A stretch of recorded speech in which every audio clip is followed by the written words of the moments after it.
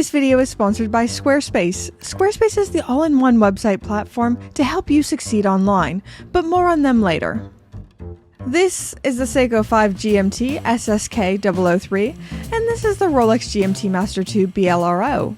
And these are two watches that look quite similar and largely do the same thing. But the Rolex retails for £9,550, while the Seiko retails for £420, making the Rolex about 23 times more expensive than the Seiko, which is a lot of money, especially because I don't think it is a watch that is 23 times better than the Seiko. I own both of these. Well, my husband owns the Rolex, I just wear it a lot. So both of these have gotten a lot of wrist time from me. And today, I just want to compare a cheaper dual time with a more expensive one. Why does the Rolex cost 23 times more? And is it actually worth it? If you're new here, my name is Brittany, and on this channel we just talk about watches in a hopefully not pretentious and joyful way. I'm a watch enthusiast, I don't sell watches or anything like that, and this channel is mostly just documenting my watch collecting journey. Something I need to say before we properly get into this, I'm packaging this video as cheap watch versus expensive watch, but spending £420 or just under $500 USD is not a cheap watch. It is a cheaper watch in the world of luxury watches, which is a crazy world, and I would say Seiko is the entry point into the more luxury side of watches. But $500 is not cheap. Just when we get a little too deep into the world of watches, we become desensitized to how much they actually cost and what is actually expensive and what is actually affordable. $500 is a lot of money to spend on a watch. No, just watches start making you crazy, so I am sorry for how this is packaged. With all that out of the way, let's actually compare these. So, on the surface, these two have a lot in common. They look very similar, with big lume-filled indices, a bidirectional bezel, and they both have the same complication being a GMT, or dual time is more accurate, with an extra red hand or 24-hour hand, which helps the wearer keep track of multiple time zones. They both have a case material of stainless steel, 100 meters of water resistance, similar style bracelets, and they both have machine-finished manufacturer caliber movements, although the Rolex movement is objectively better, but we'll come back to that later. On the surface, and just in general, these are pretty dang similar. Something I've been noticing in the watch space these past few years is that cheap watches are getting really good, and expensive watches are getting more expensive without getting any better. The higher end, more luxurious watch brands seem to be having a few price rises a year, completely not in line with inflation, while the more affordable brands have been staying relatively affordable and getting better and better.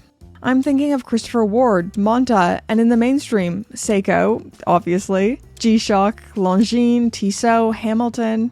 I feel like a lot of watch collectors and enthusiasts have been getting priced out of brands like Rolex and Omega, while their products haven't been getting any better these last couple years. Maybe this is just me. Maybe this is just the state of my wallet. I don't know. I feel like I'm going to hear about that in the comment section, but I stand by it. But coming back to the two watches we're talking about today, even though there's a lot of similarities, there's no way around it. The Rolex GMT Master II is objectively better in almost every single measurable way. But before we talk about that, we need to talk about today's fabulous video sponsor, SquareSpace. As you guys know, I've been using SquareSpace to make my very own watch publication, which will hopefully be going live very soon, hopefully. It's been hard being super pregnant and trying to do extra work on top of that, but it is coming along. But SquareSpace is useful for whatever your website needs. Whether it's a one-pager so clients can find you, or selling merch, or if you sell products in an online store. I personally chose SquareSpace because it is so easy to use. Even I can do it. I wouldn't say I'm a tech person or I'm a tech wizard or anything, but even I can do it, and I like the way my website looks. They have a bunch of flexible, professional templates for you to choose from, then you can put your own mustard on it, customizing the look, content, and features to suit you. Go check out squarespace.com/BrittPierce for a free trial. Follow that link in my description so you can save 10% off your first purchase of a website domain. And thank you so much to Squarespace for sponsoring this video. Now, let's get back to comparing these two watches. So, as I was saying, the Rolex GMT Master II is just objectively better. And I know this isn't what a lot of people want to hear. but it's true. Even though these two watches have a lot of things in common, like material and complication, it's the little things that begin to separate watches at a certain price point. The build quality of the Rolex is objectively better. The finishing of the stainless steel is significantly better on the Rolex. But, to be fair, I don't think any brand in the mid-tier luxury price point finishes their steel quite as beautifully as Rolex. I look forward to a spirited debate in the comment section. The GMT Master II has a ceramic bezel and sapphire crystal versus Seiko with hard Lex bezel and crystal. The Rolex bracelet and clasp blows the Seiko out of the water in terms of functionality with the on-the-fly micro adjustment and just general construction. The Rolex clasp and bracelet is sturdy and feels premium, while Seiko, it has a rattly charm. And I'm not just saying that to be polite, it is charming. But there's just no way to compare these two. But, to be honest, the Rolex should blow the Seiko out of the water. It costs 23 times more. It is 23 times more expensive. This should be like comparing a new Audi R8 to a used Ford Fiesta. But the Seiko isn't a used Ford Fiesta. It is so much better than that. I would say it is unreasonably good for the price tag. To me, it's not that the Rolex is overpriced. Well, maybe after a few price rises, it is a touch overpriced now. But it's more that the Seiko is offering way more than it should be offering. The Seiko 5 GMT has no business being as good as it is for $500 USD. But we haven't compared the movements yet. I think I'm going to take a little bit of heat on this, and I'm okay with that. As great as the Seiko movement is, it is nowhere near the Rolex. Make no mistake here, don't mishear me, I know Rolex isn't making the best movements on earth. They are great for what they are, and they are above average machine finished movements. They're really good for what they are, and they have a well-deserved reputation for being reliable and easy to service. Even though these both have in-house manufacturer calibers, the Rolex is COSC certified and has a precision of -2 + 2 seconds per day and a 70-hour power reserve. The Seiko has a tolerance of -35 + 45 seconds a day and a 41-hour power reserve, which is pretty not great, but my Seiko 5 is nowhere near that tolerance and has been closer to -5 + 5 seconds a day. Oh no, Willow. She's stepping on my keyboard. Sorry, baby. So yeah, as I've already said, the Rolex is objectively better, but it should be. I'm not going to make a video saying, a 10,000 pound watch is better than a 400 pound watch. Shocker, Brittany. Who would have guessed that? Of course it's better. It costs astronomically more if you're even able to get one at retail.